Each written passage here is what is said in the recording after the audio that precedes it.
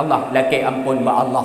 Dosa kena orang manusia han mada laki ampun ba Allah kecuali talaki maaf ba ulun yang pernah mendosa. Maka punya dosanya dosa ubud, perbanyaklah istighfar dalam bulan Rajab. Astaghfirullahalazim, uramalah istighfar kepada Allah laki ampun ba Allah. Niscaya Allah akan lupa ampun dosa kita. Allah hanya dendam kepada hamba. Pajan mantan talaki ampun, pajan mantan tak taubat ba Allah, niscaya Allah akan terima ampunan kita dan akan terima taubat kita. Maka punya dosanya dosa raya han memada dengan istighfar. Tak kubah semayang, tak kubah nyebut yang perkara dosa raya, tapi han memada dengan astaghfirullahalazim, melainkan taubat kepada Allah dengan taubatan nasuha. Kubah semayang qada, saboh wate tak kubah semayang perlek, saboh nan tanyo bak pintu neraka.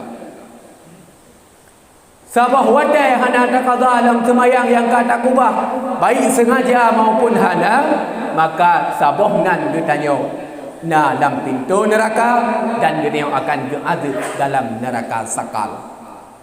Ditanya oleh penduduk syurga, kenapa kalian berada dalam neraka sakal? Allah memberi jawaban dalam Al-Quran, karena ketika di dunia aku tidak pernah mengerjakan salat. Si ura di dunia, si ura di akhirat bagaikan bandingan serbatun di dunia. Dalilnya buka Al-Quran surah As-Sajdah ayat 5. Allah ni pegah pada negeri Allah, yudabbirul amra minas samai ilal ard.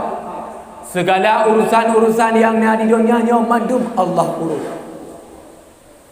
Kemudian summa yu'raju ilaihi, kemudian urusannya mandum wa Allah Subhanahu wa taala. Kemudian tip-tip ura oleh Allah Subhanahu wa taala nabi kepada katanya tip-tip ura nabi amal ibadah dia ura hameh.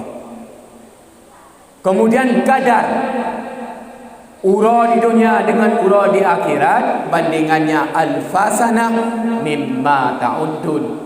Si ura di akhirat bagaikan serbai ura di dunia, maka dumnan perhitungan. Bayangkan si ura di akhirat serbai di dunia. Coba katanya, tadrun azab neraka Allah. Jangankan azab neraka Allah, apui mantang yang hana seberapa dengan apui yang dalam neraka Allah. Idunya tepelu asal dan punya kena dengan apui tersebut. Malik bin Dinar, segala masjid ulama sufi beliau punya bagian berzina yang kaji rutinitas.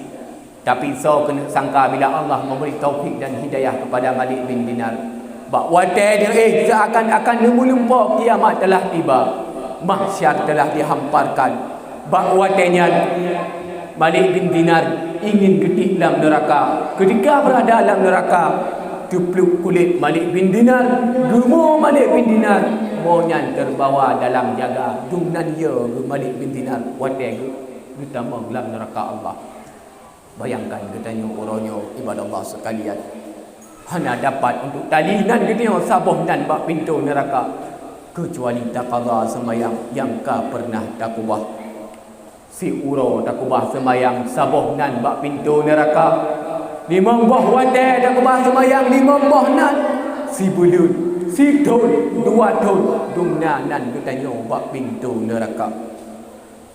Pukul bak wadahnya ni katanya nak membutuhkan harta untuk ditolong katanya. Pukul bak wadahnya nak membutuhkan yang namanya saudara untuk ditolong katanya. Hana